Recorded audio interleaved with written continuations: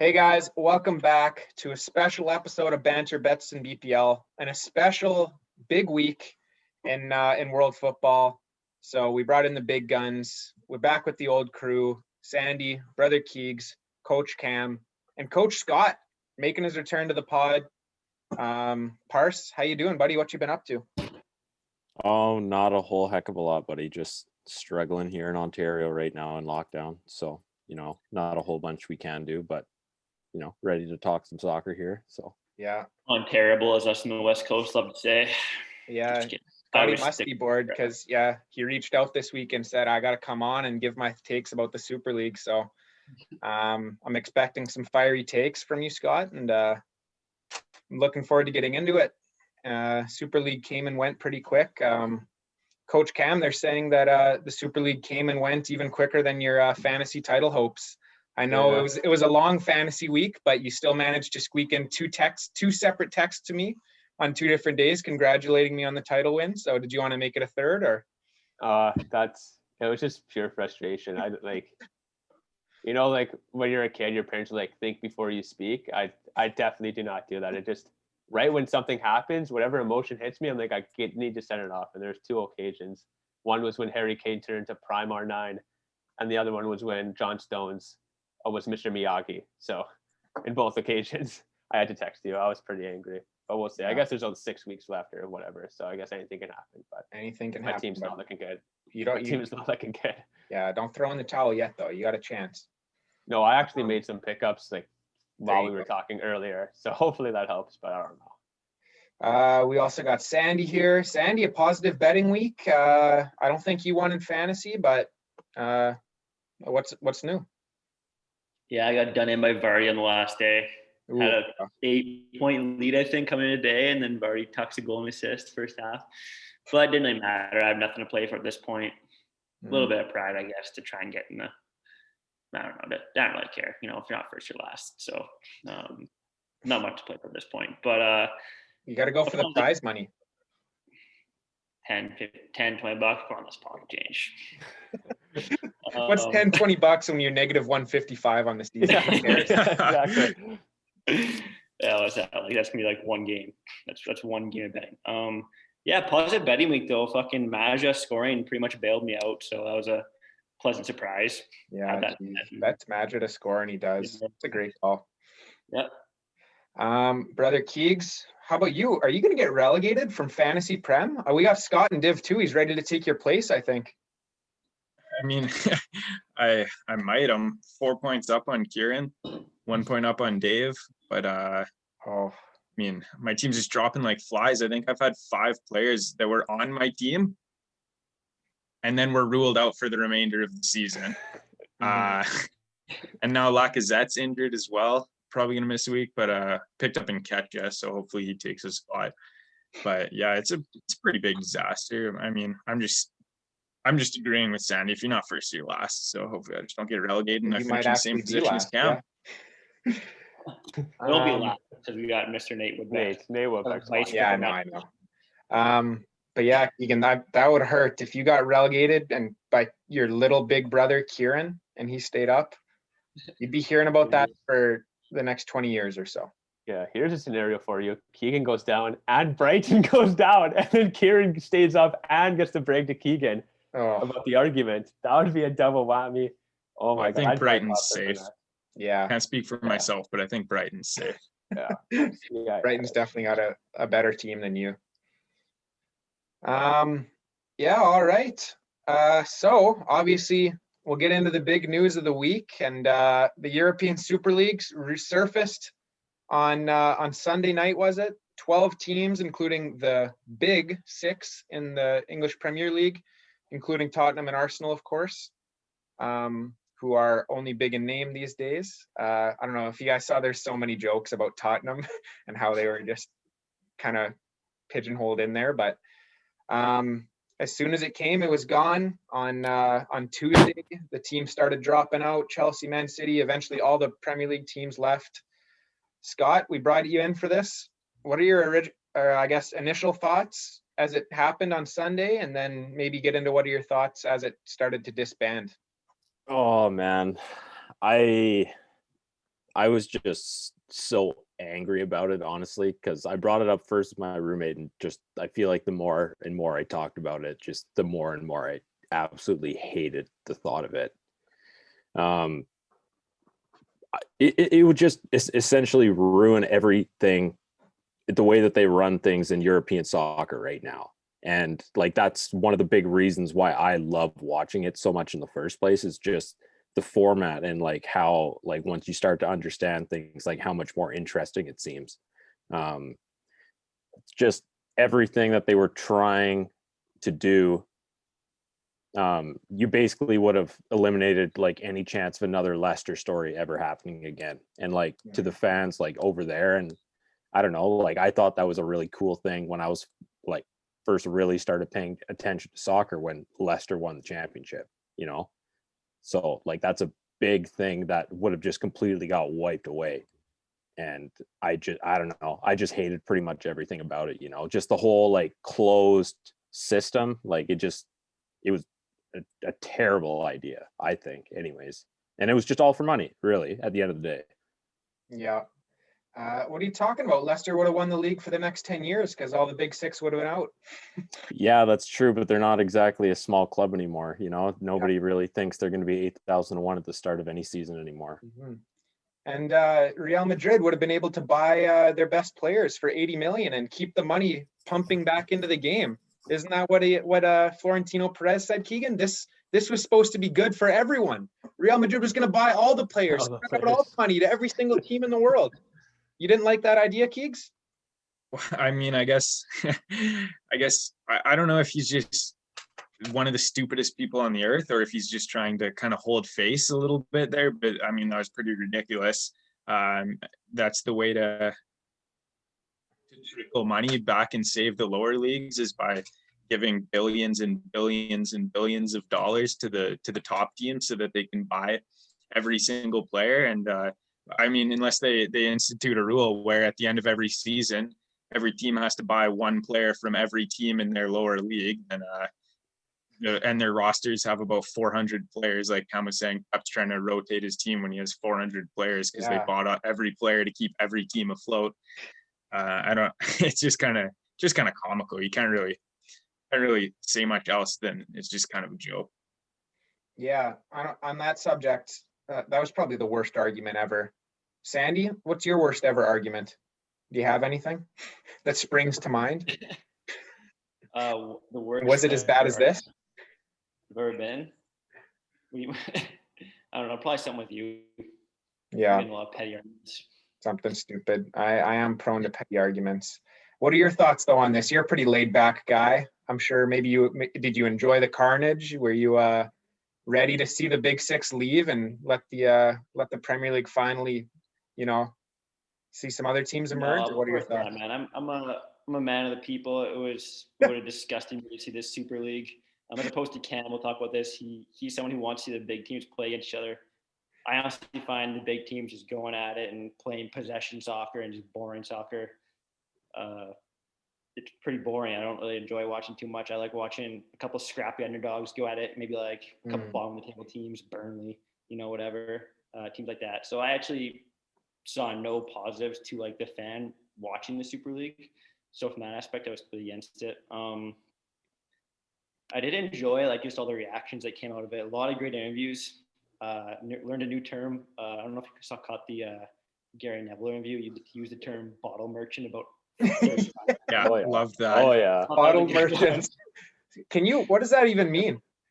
It's like it's just like a bottle job, I guess. Like what I would I probably use a bottle job, but I like the connotation bottle merchant. So that was a good thing that came out of it. And just the fact that kind of like the masses won and the power of the people still stands. So yeah, it's a victory for humanity. I do got to start using the term merchant more. It's just funny every time you say it, no matter the context. So I think I'm just going to start using it out of context. Coach Cam, I know in the group chat this week we had some arguments. You claimed to be misunderstood, so we'll give you a chance to have the floor now and maybe say what your thoughts are. Walk us through I'll walk. I guess I can maybe catch Yeah, I can catch the audience up to speed a little bit. So what happened was when the Super League was announced, I was actually in the lab at school. So Were I you just got making like dinner, pasta? yeah. No. I was mixing chemicals up in the lab, and I had the Ooh. notification on my watch. So I checked it on my watch, and the first thing that I thought, because it was like Super League begins or something like that, was like the first 3 words. And I was thinking, okay, this is my first idea was I thought a Super League would be the best teams that finish, kind of like the same as the Champions League, but I've like the best teams that finish in all the top leagues go into a league, not a tournament, because the Champions League is a tournament, even though it's called the Champions League. Into So a it should be league, called and the the league Champions play against Tournament, you're saying? tournament. Yeah, that's what I think, or the Champions Cup, or it used to be called something else anyway. But anyway, so that's what I envisioned right at the start. I envisioned like at the current moment, it'd be West Ham going in with City, Chelsea, United, and then PSG, Lyon. I'm pretty sure is up there right now. Whoever else. Okay, like the top of all the teams going into a league and having another same league on the side of their current domestic league. Like they'd have a game week, maybe middle of the week games. Like obviously it would be a tough. This is just what I was thinking. I'm thinking that would be pretty cool. City plays Burnley on the weekend, and then midweek play Frankfurt, who I think is 4th right now in the Bundesliga. Like I thought that would be pretty cool, and they keep doing that. Like Not the Champions League already though. No, because the Champions League you're only confined to your own group. We talked about the groups, how the groups. I didn't know this until last year. I thought the Champions League groups, when people were like the group of death, I thought, oh shit, that was just an unlucky draw. But in reality, there isn't really, like, I know teams are better than other teams, but like all the groups in the Champions League are like top seeds are all in individual groups, and the second seeds are in individual groups. So like a group of death would all the groups have the same first, second, third, and fourth seed in. You know what I mean? So like, I don't know. It was just that was my envision when I was in the lab. So then I was thinking now this would be cool to have a Super League like that, like a league on top of your domestic league with the best teams of the best. And then I brought up the point with you guys that one of my reasoning is because when I was watching City in the Champions League or Madrid and they played like whatever, the very small clubs, I as a fan would always skip those games. Sometimes I didn't even want to watch City, especially in the later, like the last 5th game or 6th game, the last 2 games of the Champions League group, because City was already be first, or Madrid already had first locked up, and I thought, okay, like there's no point in me watching these games. So as a fan, I thought like maybe every game could be just interesting, even if it didn't mean as much. Watching City play these other teams as a City fan, obviously, would be pretty cool. Instead of having to wait till 2 weeks to watch City finally play PSG, first time, right? So then I text you guys and I say that I like the idea of the Super League. And then we got in this huge argument, but I want just to clear up right now that that's what I meant by Super League. I didn't understand about the closed system, because like after Keegan was explaining that, I was like, okay, it's just an absolute no. That doesn't really implement the competitiveness of a league. Having the same 12 teams automatically in the league every year, it just breaks that pyramid scheme that leagues have been worked so hard to build up, where you have the lower leagues winning to be promoted to an upper league. So I thought that was ridiculous, but yeah, that my notion of the Super League was what I just explained, and I thought that was what was happening, and that's what I got excited about. But then when I learned about how it was actually being run, how it was going to be run, how it came about, it was very sneaky. It was under the table. It was just about revenue and money. And then you would take TV sales from the Champions League and undercut the Champions League and Europa League, and they would obviously wouldn't be happy. And that's where I was like, I definitely do not support that. And how the 6 owners of the Premier League and the other big owners of clubs were doing this. I definitely did not agree with any of that. But I think that having a type of Super League in the future would be cool, an actual league. And I think the Champions League did that modification where now they're going to be an actual league, which is a start, because I would want to see an actual league where it's not just a group of 4 teams that are almost like predetermined seeded into different groups. Like it would be cool if Barcelona, Madrid, Liverpool, and City all got into the same group, but that would never happen ever, right? So anyway, that's the stance I'm on. So essentially, so you're saying, and this is a fair point, that you enjoy big teams playing each other and you want to see it more often, right? Yeah. Is that And fair when to the say? yeah, that is. And in the sense, like the way I thought it was going to work, at the beginning, the top four of every league, the major leagues, there'd still be chances of a team like West Ham to get into the top four, then to qualify for the Super League, which then I can see them. So it still has that sense of teams like Leicester, teams like West Ham, teams like Frankfurt and the Bundesliga, whoever else, right? Like Malaga, Granada, different teams have an opportunity to get into the top four of their domestic leagues and then again in the Super League. So I thought, okay, this is all fine until I ended up actually figuring then out wouldn't what was those up. teams be playing, and then it wouldn't be two big teams playing? So wouldn't that upset Well, you? then, no, because then they would, I guess, they wouldn't be like a top, like the big clubs. Like we think of the big six in Premier League as still Arsenal and Tottenham, even though they're not doing well this season. So if you're in your domestic league in a season, if you were able to get into the top four, I would look at you now as now you're one of the best four teams in your league because you were in the top four of the most previous season, if that makes sense. Okay. So even if like a small club got into the top four, I would see them as now they're a big team because they were able to beat out the previous big teams despite actual club size. So you just don't have time for the smaller country leagues. I guess, yeah. I just, yeah. I guess that doesn't sound the best, but but no, but I don't know. Okay, like, so I understand. I don't know. I don't. It's not like I don't care about the teams or care about the fans and all of that aspect. I respect that and how that's going and how much it means to those big team or those big teams in those leagues like the Eredivisie, having PSV or Ajax, whoever coming in doing so well. Like that one season Ajax did well in the Champions League, and how much that means to the fans. Teams, countries like Iceland, the same thing in the World Cup and stuff like that. But there's just been some games, like I've said, where I've watched in the Champions League in groups that there's been no, I don't know, real point to watch. And I thought if I'm feeling like this, there must be other people that are feeling like this. But I know that, I I understand that you want to see the big teams go head to head, but don't you think that, the wait for it and like having it happen every week would kind of take the gloss off of it a little bit? Like I think as we have it currently, when the Champions League starts to whittle down and that's when you see the big teams get drawn against each other. Yeah. I feel like the wait and the anticipation makes those games even bigger. I thought Keegs hit you with a good line in our argument. He said, well, that's like having candy for dinner. Yeah, all the time, right? Like, I guess that in the candy aspect, that makes sense, but there's always people that have sweet tooths. They're going to want to have candy all the time. I'm honestly, right? There's going to be people that love to have candy as often as they do. That point aside, I just want to add that in because I thought that'd be a chuckle. That point aside, that is pretty funny. I like that. That point aside, because I'm sure that there's some fans that are going to say, I want to watch City play PSG 20 times at 20 days in a row. I don't really, and I personally that's the same with me. I don't really care, but there's, I don't know, like it's Cam and people. I'm a big just watch. Yeah, every week.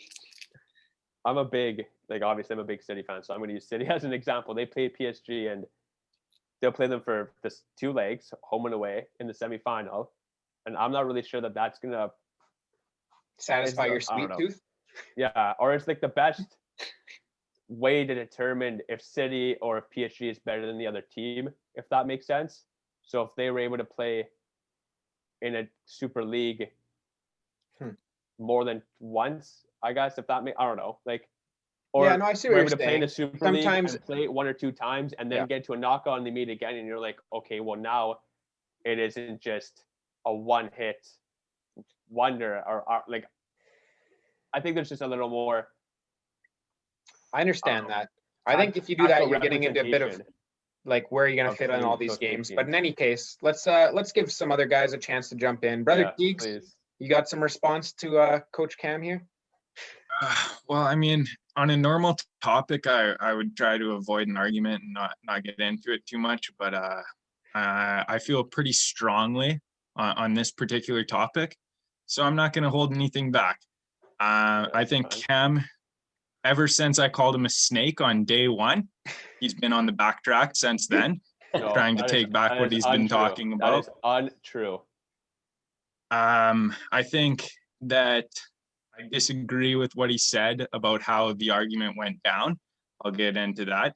I disagree with what Cam said about what fans. Well, I can't talk about what other fans, but there's definitely some conflicting. Opinions? There's definitely some conflicting opinions and some things that don't really add up from that point of view. So I think the way that Cam talked about the argument went down when he didn't really know. I mean, it was like a 2-hour argument that we had. I'm sure if you were able to type for that long, you could have actually gotten down to see what was actually happening. So that doesn't really make much sense. And then to talk about the part where you say like, yeah, like we just want big teams to play. I mean, that doesn't really make sense. There's not enough. I think that there's not enough big teams to make it interesting. Where, I mean, you obviously had those 12 teams, but if they're going to play each other every other week, there's gonna be a lot of repetition every single season. And I mean, and then you talk about the fact that you thought that it was an open league where other teams can qualify, and you're saying like, I don't even know what, like Granada and stuff like that, Frankfurt qualifying and playing against Man City, but it doesn't really make sense because that would be the kind of group stage game that would happen in the current Champions League that you later went on to say, well, I wouldn't really watch that because it's not Man City versus PSG. So that didn't really make sense either. Oh my gosh, this is unbelievable what you just said. And the current Champions League kind of already does that, where it rewards the teams that finish in a good league position, top 4 or whatever it is for their respective leagues, to play against those teams. So you do get big games in the group stage as well. And then the games in the knockout stage, when you do get your, I guess, your Super League 12 up against each other, it's a pretty big occasion. And then the last thing that I wanted to mention is it's just a completely selfish opinion to be like, well, it's not worth my time to watch my big team play against a small team that I don't care about. And I know we already talked about this in the argument, where for a team in Bulgaria, for a team in Lithuania, I don't know if there are any Lithuanian teams qualify for the Champions League. But for your teams like that are in, Eastern Europe, Serbia. pretty small. Yeah, exactly. And your teams like that, Red Star Belgrade. Yeah. When they're hosting a group stage game against Real Madrid, against Manchester United, against Manchester City, against Liverpool, that's probably the biggest game of their season. If they don't qualify for the Champions League that often, it's probably the biggest game of their lives, debatably, for the players, for some of the fans as well. And so it's kind of selfish to take that away from them and be like, well, you're not a big enough team, even though you won your league. Even though you won your league and got through the qualifying, you don't deserve to play against these big teams and show the world what you can do. And you don't deserve to go support your team in the biggest game of their lives, because the fans of the other team think that this is a complete waste of time. So it's pretty selfish from that point of view. And I guess that's what I have to say right now. Yeah. Coach Cam, an answer? I don't know. There's a lot going on there. I think I just want to also make clear one more time that my envision of the Super League is not the same as these 12-team closed door, because you again mentioned the 12 teams playing, and that's not what I was envisioning, which I've mentioned many times. In terms of our argument that went on for, it did go on for a couple hours. I think it was an hour and a half. Yeah, it was just us talking in circles, because I told you, I said that if this current Super League starts, I will not be a fan of the sport if UEFA bans the players of the clubs that are in the Super League from their domestic leagues and then from like international play. And then you said to me that I'm scum. And that's how the argument started, which I didn't really understand because, like I already mentioned to you guys before the podcast, I would never punish the players or the managers of these clubs because they aren't at fault for what was going on here. It was the club owners, the owners that were doing this. And I thought the way that UEFA and FIFA reacted to, well, we're just going to ban the players and the managers was not appropriate. And the fact that you call me scum for that made me believe that you thought that that was a fine way to deal with things, was to ban the players. Yeah. And you, okay, well, I completely disagree with that. I think that that's just atrocious. The players are definitely not at fault. The managers were definitely not at fault. The majority of the managers spoke out. Pep, Jurgen Klopp had things to say. Players were stepping out. Harry Maguire, Marcus Rashford, Kevin De Bruyne, Patrick Bamford after the game, James Milner. And yeah, I think that's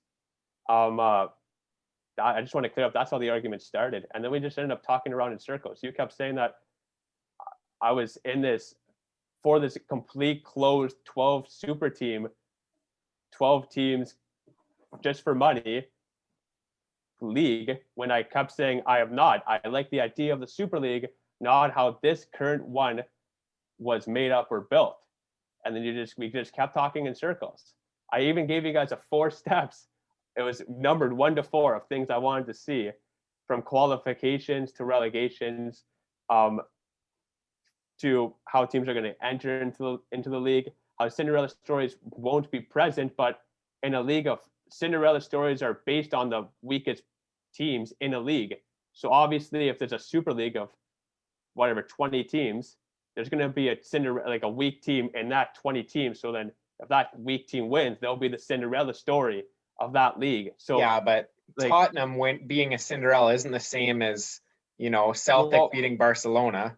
It's Tony all Watt it's all relative to the competition. I understand that Celtic winning the Champions League, that's a pretty big Cinderella story because they're still playing the same teams that the Super League would probably have, because the Champions League and the Super League would basically be the same thing, except the Super League would be a league, and the Champions League is still a tournament. But if this Super League, the way that I envisioned it right when it came out, of the top 4 teams in the major leagues all coming together and the qualifying and whatnot, there'd still be a weak team in the weakest team in there.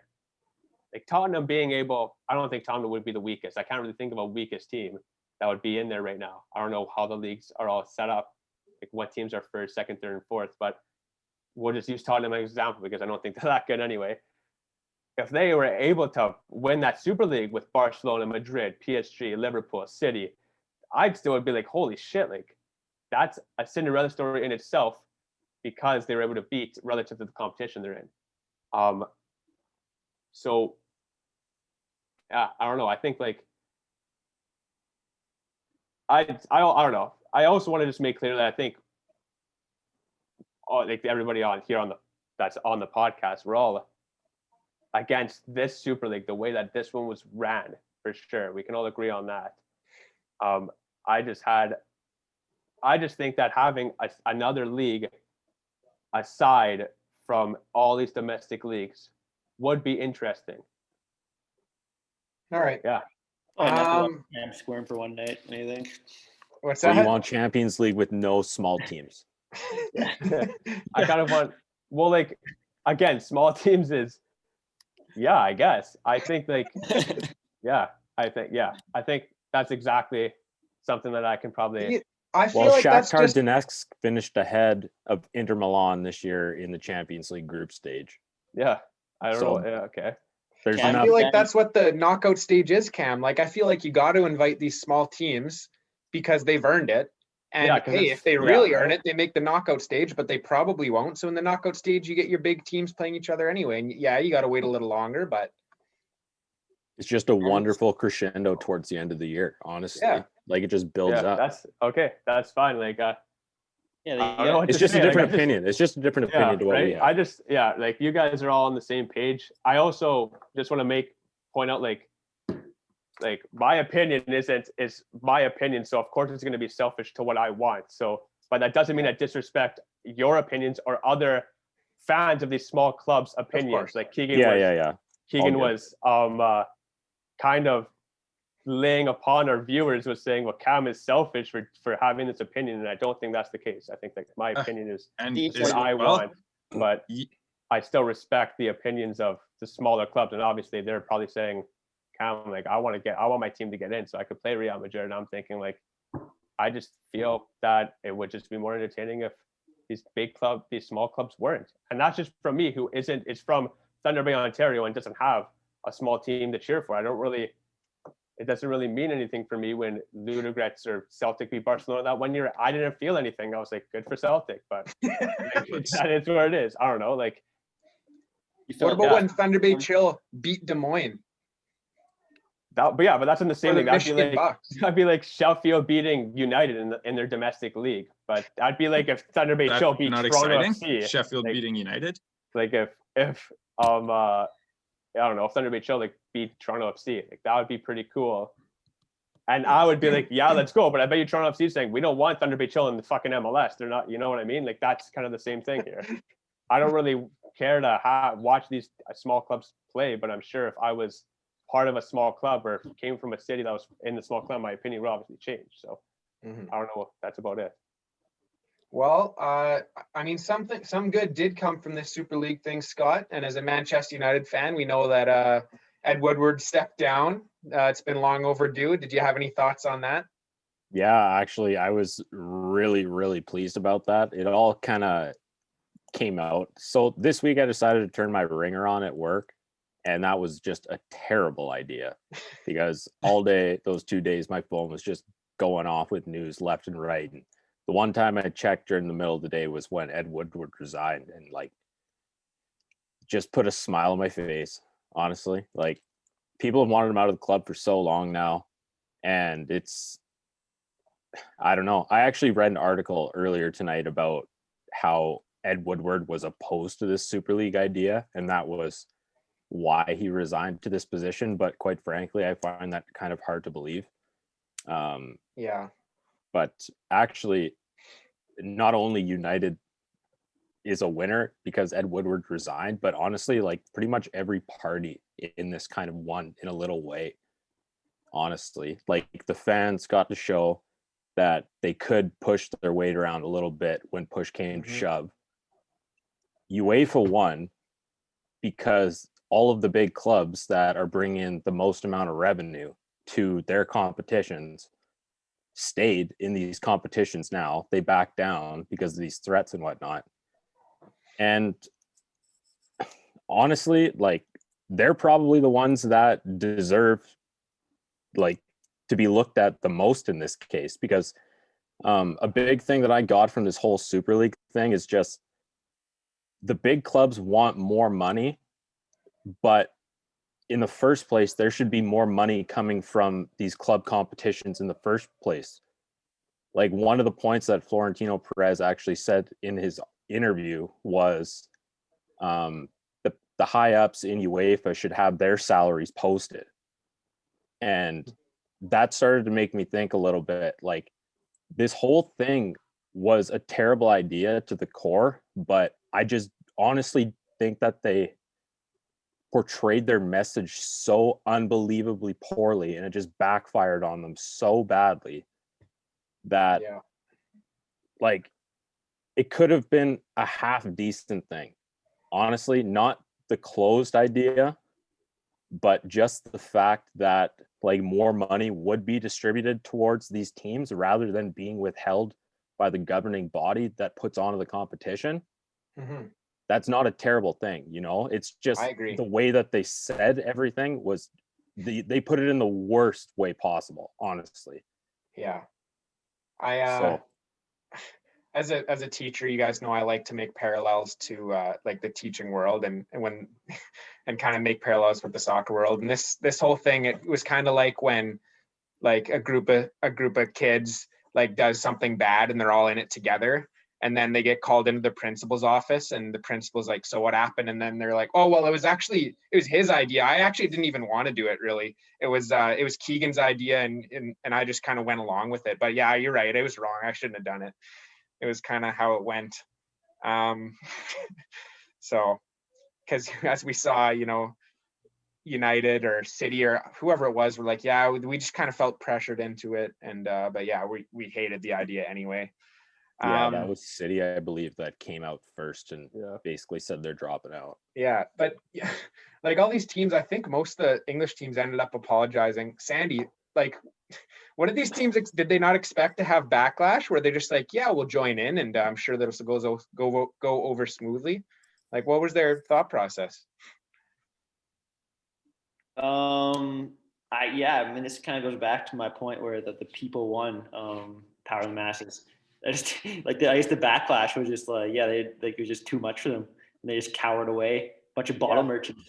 Well, it baffles me that they didn't expect that, and they're just like, oh, people don't like this. We better back out now. This isn't going according to plan. I don't know. They've never done the hot seat. They're used to just hiding behind this cloak of anonymity and just kind of like not really having. And then when the heat got cranked up, they're just like, I don't really like this. Actually, I can't deal with this. I guess it shows how like non-soccer intelligent these club owners really were.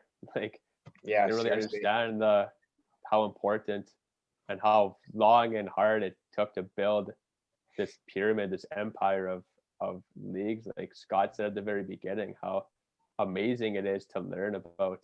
This is one of a kind in any sport. This scheme of how all the leagues are ran. So. Well, that's because what it is a sport, right? Yeah. Like, it's not like the NFL or the NHL or the NBA where it's business, right? Yeah. Like, they're still going to make money every year, in like European soccer, like it's a sport because you earn everything that you get, like your team isn't necessarily going to be around in 10 years. Like, look at like Sunderland. Or like a team like that. Like Leeds went down to the third division or before they came back up. Yeah. So like you just need to earn everything. And that's one of the big reasons why it's so interesting, honestly. Speaking of, you're bought out by a Middle Eastern oil country. Yeah. I just want to point out that City was one of the last teams to join the Super League and the first ones to leave. So. Oh wow. Yeah, see, if anything, that makes them more spineless. You're the kid that's in the principal's office selling out his friends, being like, yeah, it was his idea. I didn't even want to do it. haven't had more love and admiration for Manchester City than when they were the first Premier League team to step out. Oh my God. Because they don't need the fucking money. I know, spineless. but that's not spineless at all. That's understanding that maybe they made a mistake and jumped out as quickly as possible, unlike another club who hung in there as long as possible that also was in the Premier League, that's also for Manchester. So, but what would have happened if PSG, Dortmund, and Bayern all joined? Yeah, I don't know. Be proud of one of those three teams. Yeah, like I said, that I'm not proud that they joined in. I wasn't going to be a fan of the sport if this went through. No, but like, what would have happened to the Super League if they did Bayern, Dortmund, and PSG joined? I don't think it would have made really a difference. I don't think the amount of teams in the Super League is what made it go. It was. I don't know. I do think it was nice that they didn't. Fans. It was the fans and the backlash that clubs received that made them drop down. And I'm just saying, like, City was what kickstarted the Premier League, but kickstarted every team to start dropping out. Once City was out, then Chelsea. Then everyone's like, we might as well go out. The rest of the Premier League's like, we don't want to get backlash. We're out. And then everything else, like dominoes. It was literally the domino effect. And every article I read was the exact same thing. A domino effect started by Manchester City.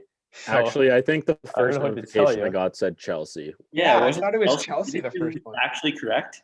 Chelsea was like anonymously, but they said they were thinking of dropping out because they had a game that day. Yeah, but Manchester City was the first club to publicly announce that they were dropping out. I can't believe you're trying to take pride in some of this stuff. Yeah, are you kidding me? That's what?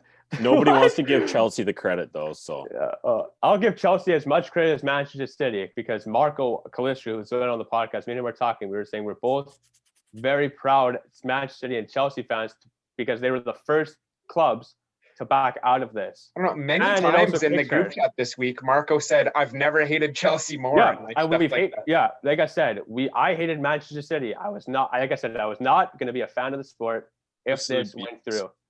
If this went through, I wasn't, and I said that to you guys way before I even really knew about clubs potentially dropping out at all. But I honestly believe that Manchester City, Chelsea didn't step down, and we're like, we're just gonna take this. And apparently that's spineless to drop out anyway. So let's say they weren't spineless, Keegan. This Super League could have still been happening. So that's why I'm proud of City for saying, we don't even need the money. Fuck this. So I'm just going to drop out and not get as much backlash as from my fans. And actually, I love Manchester City for being the first one. It takes real guts to step out and say, I don't want to be a part of this anymore. Did it take real Yes. guts to cave Of into course it pressure? did. The first is always going to be just like the first person to speak out, Gary Neville and James Milner, taking real guts. Marcus Rashford to speak out against this. I don't think it takes real guts to guts. say what It literally does. everyone in the world is thinking. Because you can get backlash from There's no backlash A against big- you for that. This is like speaking out against, I don't know, like terrorists. Racism. no. You're No, speaking no, out no. against your employer, though. Yeah, exactly. Thank you. You saw what Mourinho didn't even want to take out to train, and he got fired because of it, because of the Super League. So, and I have nothing but respect for Mourinho for doing that. Okay, well, You're let's be telling me- honest. He paid Mourinho the was prices for probably that. gone anyways. He was Yeah. going to leave regardless, but it just kind of all played in. They were like, he doesn't agree with the Super League. He's refusing to take his team out to train. We're going to fire not only him but his entire staff because of it. And I'll take all the criticism right now from all of you right now, but I'm going to sit here and stand by the fact that I have never been prouder when I read the message that Manchester City was the first team to back out of the Super League. Okay. Okay, can I jump in here? Yes, please. There's a couple of things. There's three things that Cam has just said that have pissed me off. The first one is you're saying, "Oh, look, I'm so proud of my team. They have so much guts to get coerced into doing something that they didn't want to do." I never And then said being that. the first person to drop out when everyone else tells them it's a bad idea. Yeah, I said the second So part of what you basically- said. Then dropping Okay, out is can- what I was can proud I? of. May I please? Yes, I'm just making sure everyone's on the same page here. So they have a lot of guts because they joined something that they say that they didn't want to do. So I guess it takes a lot of guts. No credit to Bayern or PSG, to the teams that actually have the real God, guts that said, no, that's a terrible idea. Keep So twisting what good I for said. Man City for Okay. having a lot of guts to Keep going with twisting what I peer said. pressure. That's fine. Okay. And then there's an unbelievable, can I just please keep going? Yeah. And then there's an unbelievable amount of backlash. And then they show a lot of guts to be like, yeah, you're right. You guys are right. Our bad. We shouldn't have done that. So, I mean, a lot of guts. So great job to Man City. Second thing that you said that kind of upsets me, but it doesn't really upset me. It has nothing to do with me, Okay. but it's disappointing to hear, is the fact that you said, well, you wouldn't be a fan of soccer if your team is kicked out of their league. So basically what you're telling me in that statement, Again, no. Let's. I wanted to make sure that this is clear because Keegan said two false statements already. I said I was not going to be a fan if the players weren't kicked out and weren't allowed to go into their European and international teams. And okay, I so said that's to you. fine. okay, That's fine. That's fine. You're a fan. You're telling me that you're not a fan of the sport. You're a fan of the players that play for these big teams that accept hundreds of thousands of pounds per week. You're a fan of those players that play for those giant teams, but you're not a fan of the sport of soccer and the no. players in the lower leagues that make 150 pounds a week on an amateur part-time contract in the 7th division. Well, I'm not a fan of them. Couldn't care less about them. I No, care that's about not. I think there's make a little bit of a hundreds of thousands of misunderstanding dollars of- per Keegan, week. Keegan. Doesn't matter. What we I'm need. not a fan of the sport. I Keegan. just care about the people that are That's not what I mean. millionaires. I want to be a fan of the sport because I don't support UEFA and FIFA doing this because it wasn't the players' fault or the manager's fault for what was going down. And I'm not going to support. Well, blame your club then. Don't blame FIFA for Yeah. doing what they had to do. And UEFA. okay, that's fine. Like, Maybe instead of singing Man City's praises, you should be like, oh yeah, we shouldn't have done that in the first place. I'm not singing Man City's praises. You said you've either. never been proud of Yes. proud of them. Prouder that they left. That They might have been the tried first to leave, but they still fucked up at the end of the day. Yeah, exactly. But like when you do something wrong, right? Let's say you steal at the store. Okay? Like or do something wrong. Like when I was younger, I did something wrong and I would lie, said I didn't do that, Mom or Dad, I didn't do that. Let's just Right? use an example. Wait. Finish that example. Is it the proudest moment of your life when you return? No, not my proudest moment. I'm not saying that. I'm saying that my mom would be proud of. My mom would be very proud of me if I told the truth. Like I confess that I did this, I did that, or I return what I stole. Even though I'm still going to be in trouble, and my mom still doesn't. It's not like she's saying, "Good thing you stole." She's saying, "I'm proud that you admitted to what you did, and you were able to do this." And not only that, if a group of 4 of my friends and we all stole, my mom would be even prouder if I was the first one to go back. Yeah, but what if your mom and dad were like, we know you stole, you're going to be grounded for 2 years and kicked out of the house unless you bring it back. Would they still be proud of you for taking it back? Yeah, that's exactly what happened. It's not like Man City joined it and then without any backlash, you're like, actually, this is a really bad idea. They receive a whole bunch of backlash and then they're like, they get caught. Basically, it's basically stealing, getting arrested, and then being like, guys, I'm actually sorry. I'll give it back now. Yeah, no, not really. Like because it wasn't like the Super League just they could have still had the Super League go on and then still got kicked out of their leagues, and the Super League itself could have still happened. So it wasn't like if they stayed in, the Super League wasn't going to happen either. Like if all the teams stayed in, the Super League was still going to happen. So there was backlash from the fans beforehand, obviously. Like there's threats from UEFA and FIFA beforehand about like I said, the players being kicked out of their domestic leagues, the players being kicked out of being able to participate in the Euros and the World Cup, international. But like that didn't really like affect the club owners. The club owners were the ones that were like, we don't really care. We're just gonna go through this. Whatever happens. And like I said, I hated them for doing that. And after they were the first club to step out and be like, we're not going to do this. We don't even need the money. We're just going to step out of the Super League. We're out and do it publicly. Yeah, I thought that like it had to start somewhere. And that's why I'm proud of them, because like someone had to step out.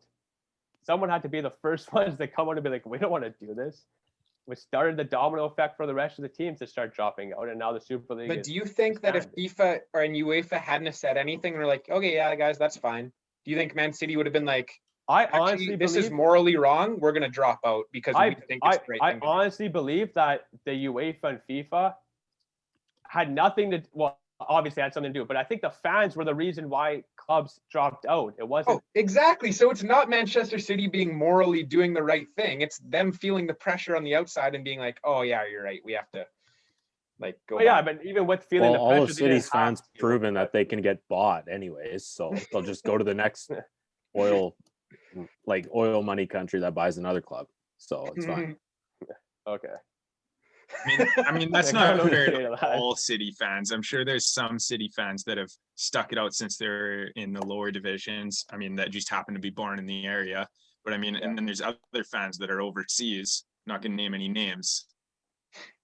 That have been. Well, I mean, technically, we're all fans of teams overseas. So what can we say? Okay. Actually, that's a great point that I wanted to bring up. This is the one reason that I'm pissed off that the Super League didn't happen. I was really, really hoping that all these teams would get kicked out of all of their leagues. And then we'd be able to be like, okay, perfect. We all secretly hate all of the teams that we support anyways. Cause I mean, you got the Ed Woodwards, they're just a bunch of scumbags and they showed it, what they're going to do. So then I was like, perfect. We can just go support a different team. Cause I mean, I'm sure all of us at a young age were conned into kind of cheering for the first team that we heard about, which is obviously these big teams, because we don't live in the area. That's actually and then we all just kind of got conned at a young age into supporting these teams that we all secretly you hate were- now. What team would you support? Yeah, I was gonna then? say, if you were a Everybody, free agent if fan, you who were a would you have free agent chosen? fan, yeah.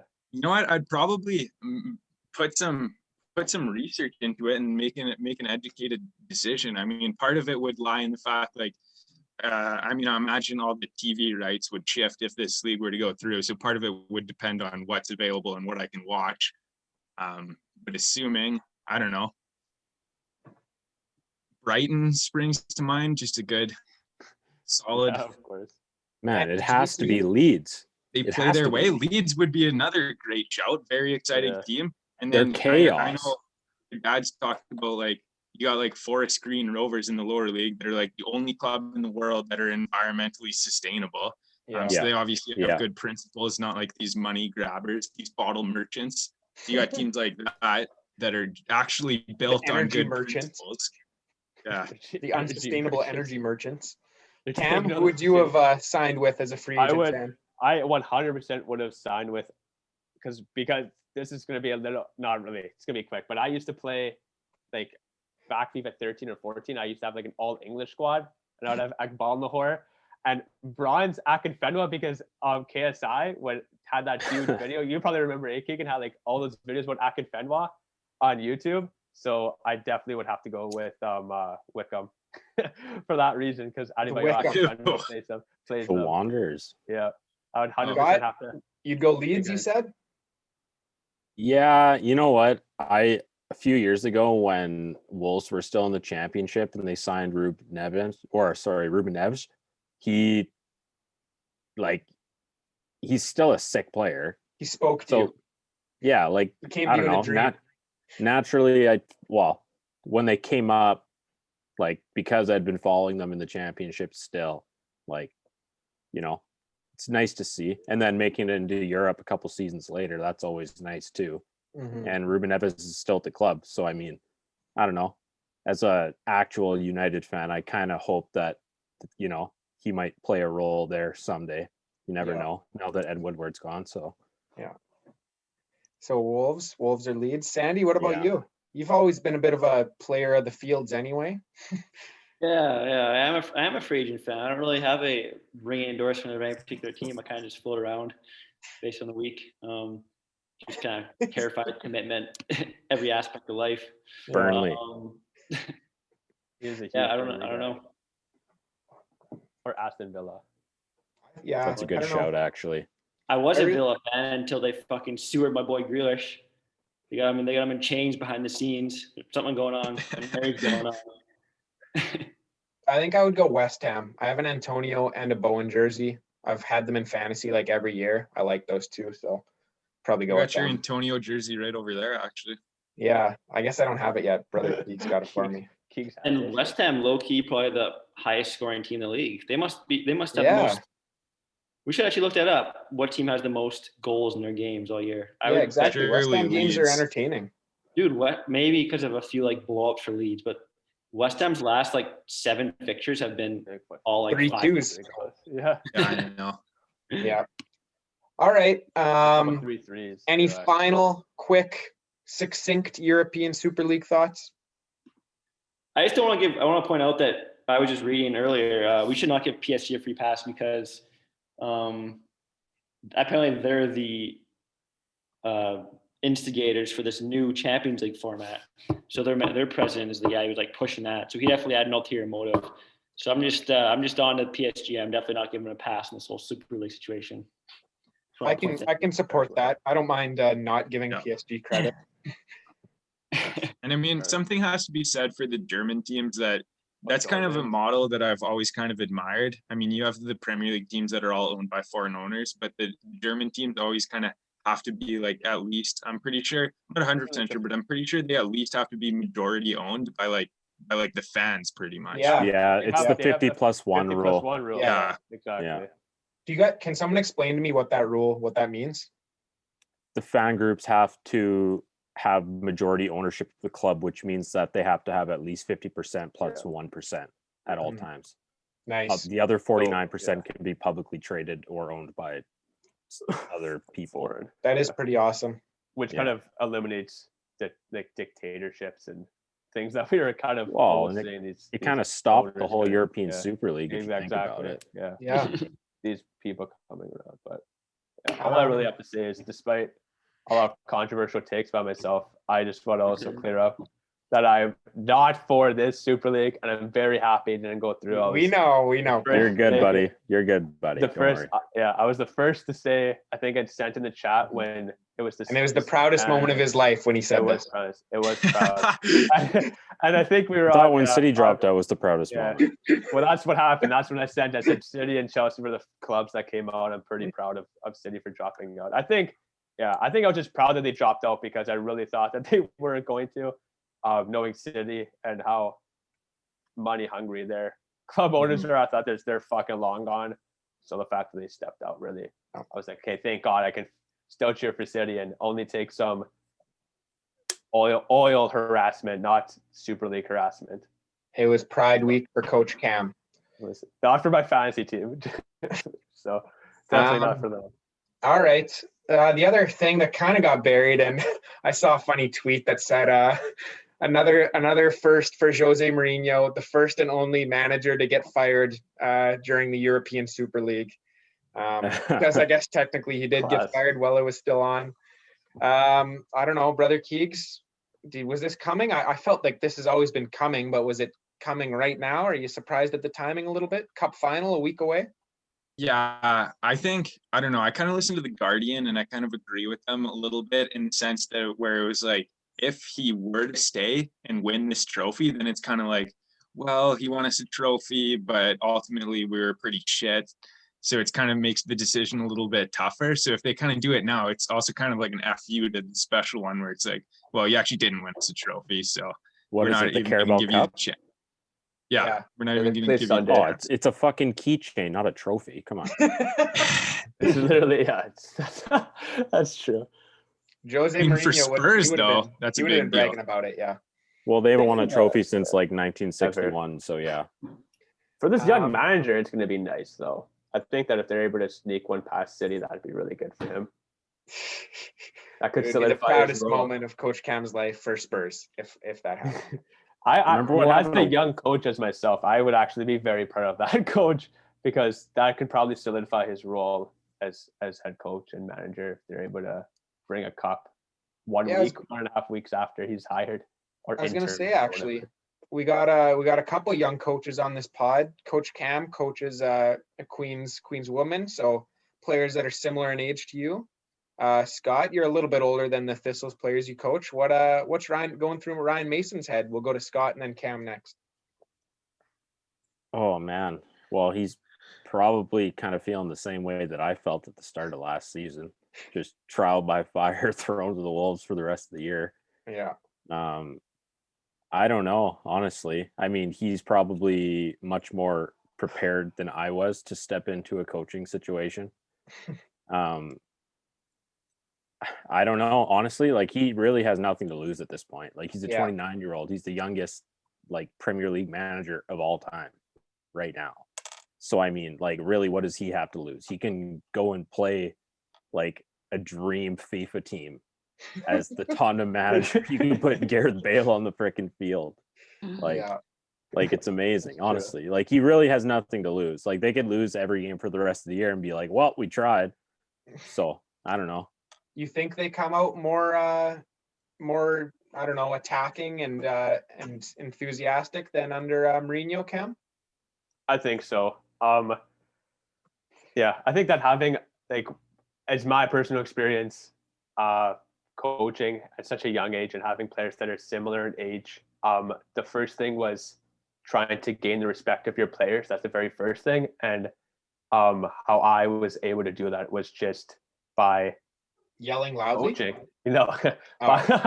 by using what I was taught. Yeah, fitness, using what I was no, definitely not fitness. That's the opposite. No, using what I was taught, using what I was able to learn throughout my years of getting my coaching credentials and just showing them that I know what I'm doing and that I understand the game, and I'm sure that he's going to be doing the same thing, he's probably already proved to a majority of the team going down 1-0 and at halftime having his first halftime talk to come back and win 2-1. He's probably already is proving to his team on the training ground that he's the real deal and he understands the game. And despite his age, he's able to come up and almost come up with new ideas or have a new perspective, a new way of looking at, like Scott said, maybe just doing almost like nothing to lose, kind of like, here's what I have, I might as well just go all in, and here's the ideas I have, and if it pays off, then it's great, and if it doesn't pay off, it's, well, like, it's, I don't know, I just think he's so young that he's going to be able to find so many different opportunities and career jobs and things with other clubs anyway. But if it doesn't pay off, then he's going to be stuck with Spurs, which I think is a positive. There you go, Ryan Mason. A positive message from Coach Cam. He says, Ryan, you just do you, man. You just be you. Do your thing. Exactly. And I think like he'll do well. And I'm sure with that huge 2-1 win, the players are probably buzzing right now. Buzzing. Like, and they're like, wow, like this guy really knows what he obviously said something. And I probably pants about the thing my first game and had to talk to all these experienced players. I would have been like, what the fuck do I even say? So kudos to him to whatever he ended up saying in that dressing room at halftime in his first game. Kudos, because it definitely turned the team around. And that moment, which is probably going to change the rest of his season at Spurs, even though it was very short right now. I think that was a pretty big TSN turning point for himself, having that outcome right away. Because now the players are like, this guy knows what the fuck he's doing. He was able to turn it around 2-1. So yeah, I don't know if we can give him too much credit for that game. I mean, after all, it was a dreadful lucky penalty at the end, performance, and I think that they definitely got lucky to get away with one there. So I don't know if we can give him too much credit for that comeback. I'm going to give him credit. Coach Cam's a giving guy. He's a generous guy, Keith. From one coach to another, I'm going to give him credit. Yeah, he's just looking out for his fellow coaches. Good guy. Yeah, exactly. This situation reminds me a lot of when Babcock got fired by the Leafs, and you bring in Keith, and it's just the complete polar opposite. And I think if we learn anything from that situation, is that if you just completely shift the vibe in the locker room, you'll get an immediate short-term burst. So the move for Mason is just to be like having beers with the boys, like not controlling at all, like not trying to gain their respect, just like completely let him run the show for a while. Just completely change the vibe, and it'll get a little short-term burst. Maybe that'll be enough to win him a cup and keep him a job. Eventually, it'll stop working. Like once the players, like, you know, once the slog of the season comes in, like you'll hit that dip. But it's definitely good for a little short-term kick in the ass. So maybe just, you know, play some music at practice, a couple of beers on Tuesday night, and maybe you'll go win a trophy. Sandy's a big locker room guy, so you should be heeding this advice, Ryan Mason. Sandy's been the star of every locker room he's ever been in. So, all right, boys, is it time to get into the bets? Yeah, let's do it. Time to get into the bets. We had not a great weekend now that I'm looking at it. Myself and Sandy, a little bit of positive, nothing too big. Coach Cam didn't quite get there. Keegs negative, and Bill, the Podfather, came on last week, and he was big old negative again, showing his inexperience there, but we won't criticize him too much for that. I guess I'll give my bets first here, and let me just switch screens so that we got. Oh yeah, I also have to point out that Bill brought up a little side bet last week in the podcast, whether me or Allison keep their mustache going longer, and I've already won that bet. So I guess Bill was me and IOU. He's shaved. And just a really bad decision from Allison. He looks pretty bad clean shaven. He's got a little bit of a double chin going. I don't know if you guys got that. Just a reminder that pro athletes are just like us, boys. Just like the common man. All right. So I'm looking at this weekend. I know Scott said earlier, West Ham Chelsea, I think off the pod, but West Ham Chelsea, huge game in the race for the top four. I've never bet on Chelsea in my life. And West Ham's been a team that's given Chelsea trouble the last couple of years.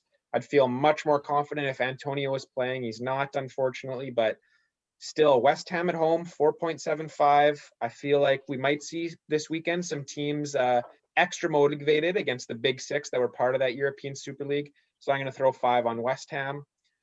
I've got an under 2.5 parlay, and I'm sure you guys can guess the games here because it's 4 boring teams. Brighton and Sheffield United. I mean, Brighton's not that boring, Keegan, but they don't score a ton. We know this. Back 0-0s. Yeah, exactly. So Brighton and Sheffield United under 2.5, parlayed with Burnley and Wolves under. $10 on that one. I've also got under 2.5, $10 straight up in the Aston Villa West Brom game. Sandy's Grealish back? Doubt it. Doubt it. I doubt it as well until I see him back. I don't think he's coming, so I'm going to go under in that game. What else we got here? I got the old double chance parlays. Burnley or draw, parlayed with Everton or draw. And 2 games that I could see going either way, so I'm going to go with the double chance. And then I've got West Brom or draw straight up on that one. So a low scoring draw in that game would help me out. And that's what I got for this week. Let's go with who was the other positive? Sandy, you were a small positive. What do you got? Yeah, I got quite a bit of action here because looking at the table, I got a little bit of work to do in the last few weeks of the season. I said I was going to swing for the fence last week. I just didn't, but I'm going a little more aggressive this week, a little more on the table. So I got Everton. I talked about this a lot last week. I've just bet Everton like the last 5 weeks and they haven't won. They're bound to win at some point. So I've just got to keep riding that wave. Pretty good number against Arsenal. It's like plus 300 or something. So I like that. I've got Brighton. I think they'll win. Here's my punt for the week. I got West Ham halftime, Chelsea full time. 5 to win 120. There you go. Swinging for the fences. I also have the over in that game. Even money. I like it. And then I got Man U. I think they'll probably win that game. Get up for a derby, hopefully. Hopefully they can get up for that one. And then I'm going to ride with the West Brom. You're jumping back on West Brom, eh? Yeah, well, I got money on me to get promoted, so I'm not giving up on that yet. Or not promoted, yeah, stay up. Yeah. All right. I think Brother Keegs, what were you? -13 last week? Yeah. Let's hear it. Sure. Let me hop in. I'm going to start things off with Brighton and Leicester parlay. And then I got Burnley over Wolves, Everton over Arsenal, a couple underdogs there. So hopefully one of them pulls through. And then Liam, I'm going to go against you on the Sheffield Brighton one. I said the Brighton is back-to-back 0-0s, but I kind of like the plus money number for the over, and it kind of seems like kind of going against the grain. They've got back-to-back 0-0s, so hopefully they come out and play against a pretty poop team. And Sandy, I like that West Ham Chelsea bet. So I'm gonna stay tuned for an audible, but Cam, you can take over here. So for all the listeners, I do have a Cam special coming in. A Cam special. We need a sound drop for that. Yeah, we do. A Cam special. And then I come in. So the Cam special, I'm just gonna throw it on you guys so you guys can drool about it while I say all my other boring bets. It's in the Leeds United game. I have Patrick Bamford to score first, but Man United to win full time, 5 pays 115. So there you go. Jump on it while it's hot. I have West Brom to win. I think that this is their last chance. If they lose this game, I really think they don't really have a real good chance of getting out of the relegation zone, especially if Burnley find a result. I think they're closest now because I know Newcastle's been doing decent lately. So I have West Brom over at Aston Villa, and I don't think Jack Grealish. I saw him in the stands last game. He didn't look like he was really too impressed. So I have that. I have a draw between West Ham Chelsea. I just think that one of the big games, one of the more exciting games, is going to end with a draw. I'm pretty sure West Ham. There's like the last 3 games, they're up 3-0, and then ended up like it was 3-3, 3-2, 3-2.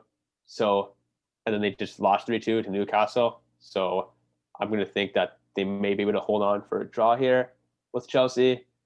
I have a 2-team parlay with Brighton to win and Wolves to win. And I have a 2-goal scorer parlay with Neil Mopai from Brighton. I guess they're playing Sheffield. I think that's a good team to slot one in for himself. And then Patrick Bamford, I'm just going to put him at any time to score. And of course, Void if they do not start, because I'm not sure if Neil Mopai is going to start or not, but I know PB will. And yeah, that's it. All right, Scott, making your did you win money last time? I can't even remember, to be honest with you. I'm pretty sure I lost money, but that's okay. Yeah. We'll maybe try our best this Your time. long-awaited return. Let's see what you got. I remember Yeah. Scott was getting chirped for his bet in the other group chat actually. So Oh, fuck. you definitely didn't probably. win that. You definitely didn't win last time. That's okay. I'm not going to win this time either, so it's all good. Oh, that was I think because you bet the Mopai hat trick. Oh, yeah. I was shooting for the absolute stars I on love that. that. Yeah. No, we're not going to make that mistake this time. So I got 2 parlays and I got 2 individual bets. What do you guys want first?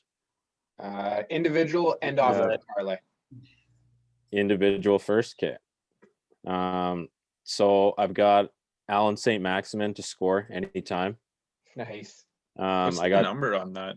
7.5. So it's Shit. $10 return 75. Jeez. And then I got Villa to crush West Brom's dreams. It's chalk in this game, so it's 1.85, $10, 18.50 return. Nothing crazy, but free money, so whatever. Then I got some boring draws in a parlay here. I actually think a couple of the big games are going to be underwhelming. I had Everton and Arsenal to draw. Everton kind of does that thing every year where they start out okay, get through the middle part of the season kind of all right, and then towards the end of the year they just kind of trail off. And Arsenal is Arsenal right now, so I kind of think that that's going to end in a draw, probably 0-0.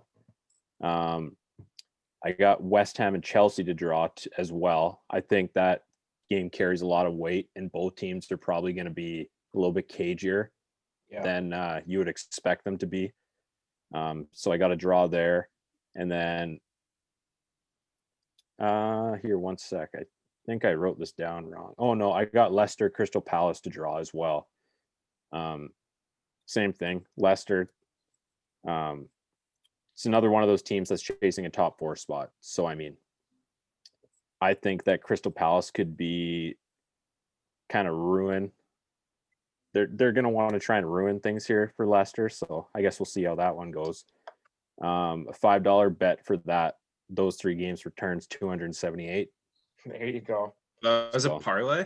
Yeah. Love it. A triple draw parlay. Nice. Yeah. So there's that. And then I got a scoring parlay. In the Man United Leeds game, I got both teams to score. That's 1.57. And then I got Wolves and Burnley correct score 0-0. Love it. Ooh.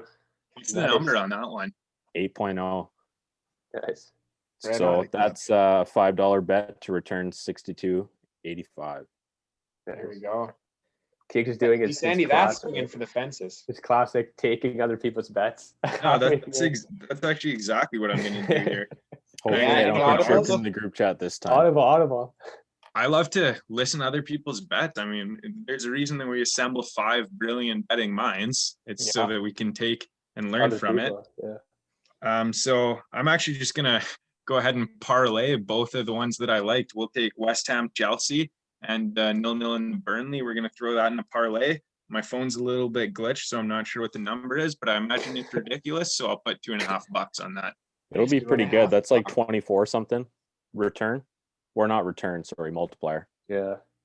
I'm also gonna step in, and I think I'm staring at this Newcastle 10.0 and I can't resist. You said St. Maximin, and he's been so fun to watch the last couple of weeks. So I'm gonna go $5 on Newcastle to win. Who do they play? Liverpool. Okay, fuck it, whatever. I'll call an audible. I'll throw 5 on Newcastle as well then. There you go. All right. Number? Oh, $164 to for confirm the 5. number for the Wolves, Burnley 0-0, West Ham halftime, Chelsea full-time parlay. $2.50 pays out $460. So let's cross our fingers. Wait, what is it, Keeks?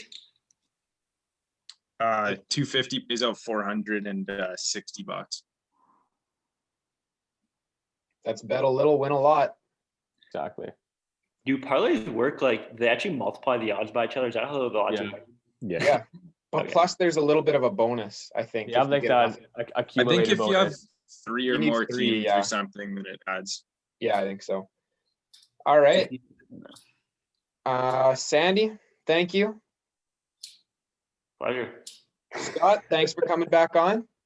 No problem. Thanks again for having me and letting me speak my piece. Our pleasure. Coach Cam, thanks for keeping it interesting, as you always do. Always do. I was going to say thank you for letting me speak my mind. Yeah. As well. So much for getting off at 10, eh, Cam? My goodness. Right when me and Keegan have had arguments in my house where my dad the next morning is like, you guys were arguing from 1 a.m. to 4 a.m. And I'm like, yeah, Dad, like, we get out and then it's all hope is lost. And Brother Keegs, thank you for putting in work this week too. I know you were fired up and you had all sorts of stats and arguments put together, some Euros bets even. Yeah, unfortunately, it looked like it fell apart. But the good news is for you, Liam, if you did take Calvert-Lewin as top goal scorer, the cash out's the exact same right now. So it's yeah, worth all the cash outs are the alarm. same. I might just keep them just for fun. I only have Yeah, like Yeah, that's the only one that I cashed out of. I still like Ukraine. That was one of those bets where I had it and I want to keep it because I think it's still possible. Obviously, less possible, but I still kind of like. I mean, you got to cheer for an underdog. Yeah, that Yaremchuk dude, who you said was going to be the top goal scorer from Ukraine, scored a hat trick and got a team of the week in FIFA. Oh, There you really? go. Yeah, 126 to 1. For his Should actual have club. flopped on him before. Because I was like, oh my god, this guy's from Ukraine. Yaremchuk, what the hell? And I looked, and yeah, so He's going to be down to 122 to 1, Keegan. It might be too late to jump on him. Actually, the one other thing that I want to say that before the pod ends that I've never done before, when I was looking at the top goal scorer for the Euro market, Arnautovic wasn't on it, and he was one of the ones that I was considering. So for the first time ever, I emailed Bet365 and asked for them to include Arnautovic's odds, and they got back to me and included his odds. So you're Really? welcome, Austria Really? fans that are looking to bet Yeah. their top what's back. his odds? I think I don't know off the top of my head. I decided to go with the Yaremchuk anyway because I like the number, but Keegan's I like, think it hi, was over 100. bet 365. Can you put Arnautovic on there? I want to bet 50 cents on him. Didn't even make the bet, so I feel bad. Yeah. Yaremchuk is Actually, never mind. 126 for 1-1 right now. That's great though. All right, guys. Banter bets and BPL Euro. What do we even call this thing? Failed European Super League special. Thanks for listening and get some bets in for this weekend. Let's go West Ham. Let's go Newcastle. Let's go obviously Manchester United. Let's go West Brom. All cheat teams I'll be cheering for. And yep, have a good weekend watching games. And good luck this weekend.